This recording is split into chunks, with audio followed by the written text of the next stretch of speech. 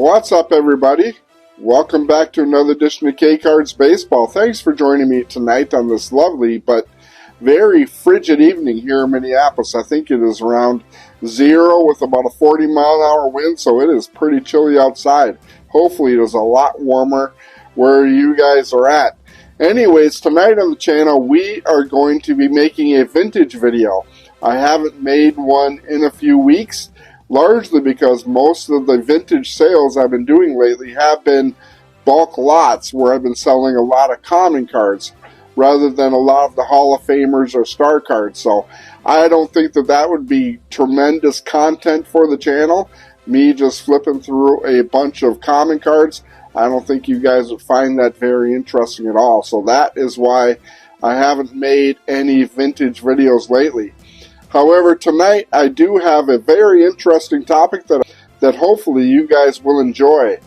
There was a question posed a few weeks ago on the vintage card site, and the question was, who are the top 5 most undervalued Hall of Famers in the hobby?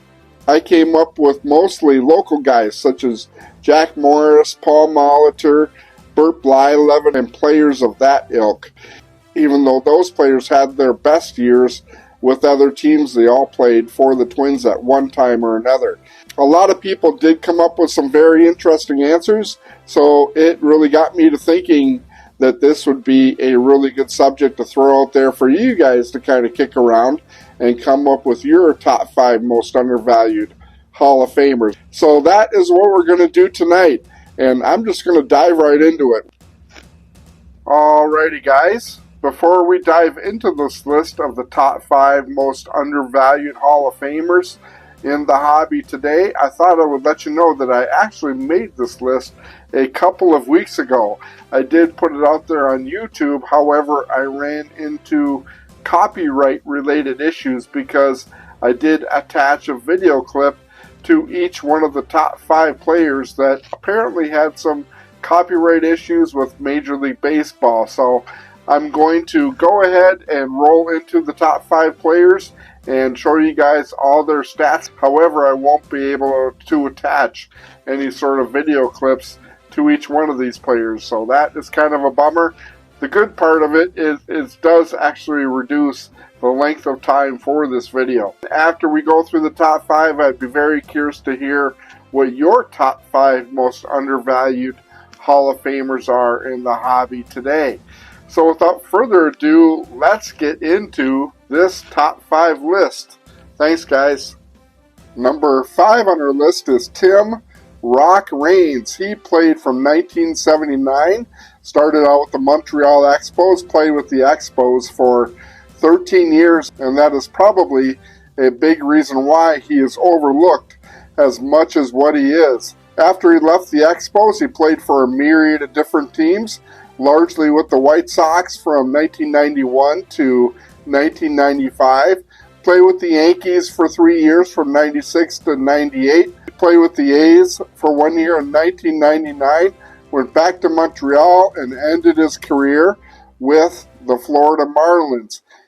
He played in 7 All-Star games, 2 World Series, a Silver Slugger winner, a batting title winner, and an All-Star MVP. He is also the only player in Major League Baseball history with at least 100 triples, 150 home runs, and 600 stolen bases. And he's only one of 4 players in baseball history with 700 extra base hits and 800 steals. He is largely overshadowed because he did play most of his playing career in Montreal. If you do look at his career stats right here, his WAR was a whopping 69.2, 170 home runs, 294 batting average, 1,571 runs, 980 RBI, 808 stolen bases, an on-base percentage of .385, slug of .425, and an OPS of .810. It is quite amazing that with those stats, he had to wait the full 15 years before finally getting into the Hall of Fame in 2017. Number 4 on the list is another Montreal Expo, Mr. Gary Carter. He was most known as a catcher, although he did play a little bit of right field, but he is probably considered one of the top 5 catchers to play the game. When I was growing up, from like the late 70s through the 80s and 90s, he was probably the best catcher playing during those decades. His WAR is 70.2 with 2,092 hits, 324 home runs, and a batting average of 262. He was primarily known for being a strong defensive player. His fielding percentage was .991, and his rank among catchers is 7th all-time in home runs, and 9th all-time in hits, and 9th all-time in RBI. He was elected to the Baseball Hall of Fame in 2003. He was an 11-time All-Star, played in the World Series in 1986, 3-time Gold Glove winner, 5-time Silver Slugger, 2-time All-Star Game MVP, and a winner of the Clemente Award. Number 3 on our list is Jim Rice. He played his entire career with the Boston Red Sox from 1974 to 1989. His year in 1978 is still considered one of the best offensive years by a player in Major League Baseball history. That year, he had 213 hits with 25 doubles, 15 triples, 46 home runs, and 139 RBI. His batting average that year was .315. His on-base percentage was .370 with a .600 slug and a .970 OPS. An amazing year that year. He was also the All-Star MVP that year, as well as the MVP for the American League. He was an 8-time All-Star and a 2-time Silver Slugger Award winner. His WAR was 47.7 with 362 home runs on 2,452 hits. His batting average was a career .298 with 1,451 RBIs, 58 stolen bases, and an OPS of .854. Not so sure why he had to wait 10 years before he got elected to the Hall of Fame. Quite a few people speculate that he wasn't exactly the most popular player with the media, and that is what hurt him in his election to the Hall of Fame. But nonetheless, he is definitely one of the most underrated and undervalued players to ever play the game. The number 2 player on our list is Mr. Cub himself, Ernie Banks. He played his entire career with the Chicago Cubs from 1953 to 1971. He is one of very few shortstops to hit more than 500 home runs. He finished up with a total of 512 home runs. He was a 2-time MVP, 14-time All-Star, and a Gold Glove winner. His WAR was 67.7 with 2,583 hits, 512 home runs, career batting average of .274, 1,305 runs, 1,636 RBI, with an on-base percentage of .330 and a slug of .500 for an OPS of .830.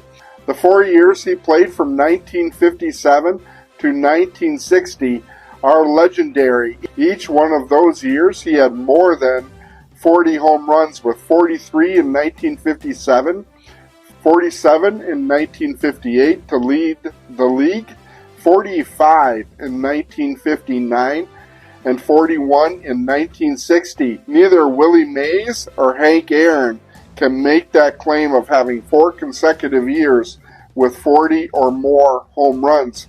His RBI totals during those years were 102, 129, 143, and 117. 4 absolutely incredible years. It's too bad he played that many years for such a terrible team. The Cubs were never good during those years, and that is what I think really hurt him and why he's considered to be such an undervalued player. The number 1 player on the list is Eddie Murray. He came into the league in 1977, played 11 seasons with the Baltimore Orioles. Then he went to the Dodgers for 3 years, played for the Mets, the Indians, and finished his career with the Dodgers in 1997. So he did play a total of 20 years.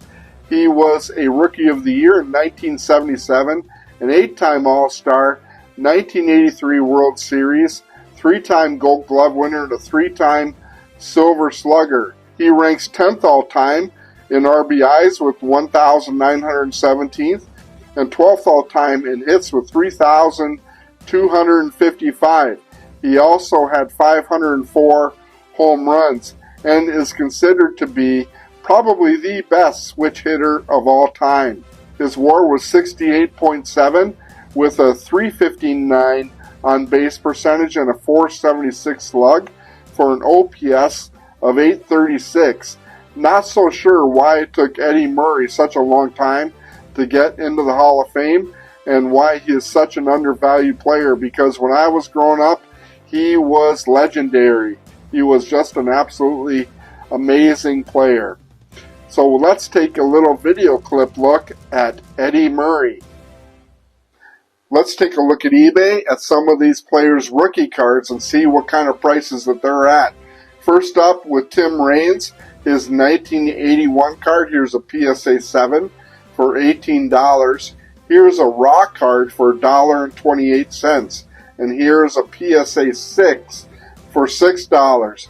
So that gives you an idea of how undervalued Tim Rock Raines is still within the hobby. I really would recommend buying into Tim Raines cards, but it would be an investment for the long term, not a quick flip with him.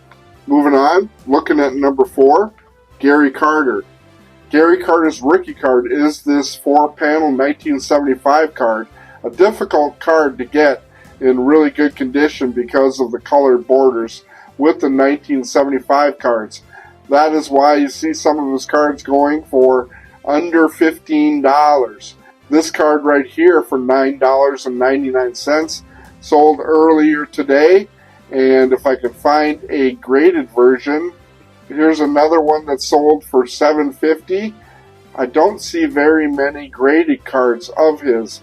The only one I can find is this PSA 8 for $127. $127 because a PSA 8 in a 1975 is outstanding condition. Typically what you're going to get is this PSA 5 for $20, and that is pretty typical of what you're going to get for a 1975 card. So that's a look at Gary Carter. Number 3 on our list is Jim Rice. Here is his 1975 Topps rookie card for $9.99. And here's another one for about $20. So his rookie card, if you shop around a little bit, you can get him for under $10. A really good buy on that Jim Rice card. Moving on to the number 2 player on our list, Ernie Banks. His rookie card is a 1954 Topps rookie card. And I'll be honest with you, it is really difficult to get his 1954 Topps in a really good condition for a decent price. Here's one that sold for $1,455. I would recommend, rather than buying his 1954 Topps cards, to look at the late 50s, because a lot of those cards are pretty reasonable. Here's an SGC 5.5 for $72 and a 4 for $62. Here's another 5 for $135 and a 4 for $49. So if you do a little bit of shopping around for Ernie Banks cards for the late 50s, even into early 60s, you can generally find really decent cards for under $50 in those years. That is more or less the way that I would go for Ernie Banks, because his 1954 Topps at $1,500 is a little bit on the high price side. Obviously, if you can afford to buy that card for that price, that would be your best bet, but not us everyday collectors can generally do that. Let's move on to the Eddie Murray card. So that is what I would recommend for the Eddie Murray card. If you can get his rookie for under $20, that is probably your best bet. Turn around and send it off to PSA, and if you can get a 6 or a 7 on it and turn around and flip it for $50 or $60, that would probably be your best bet. Here's a 7 that actually sold for $68. So if you can buy one raw for $20 and turn around and sell it for $70, that would be a really good way to go for his card. I actually do have a couple of these cards in my PC that I don't actually ever see myself selling, because I was really a big Eddie Murray fan when he was playing baseball in the late 70s and through the 80s. So that is my look at the top 5 most undervalued Hall of Famers in Major League Baseball in the modern era. You can go back to the 20s and 30s and find other players that are also really underrated, but they really don't have a lot of cards that you really can afford. So I wanted to focus basically on the more modern era. Let me know what you guys think about this list down in the comment section below. I'd be really curious to hear what your feedback is. If you're not a current subscriber to the channel, please go ahead and hit that like and subscribe button below. It is your best way to show your support for the channel, and I would greatly appreciate it. Thanks for checking out this video, as well as all the other content on the channel. Be safe out there, guys, and happy collecting. We'll talk to you guys down the road.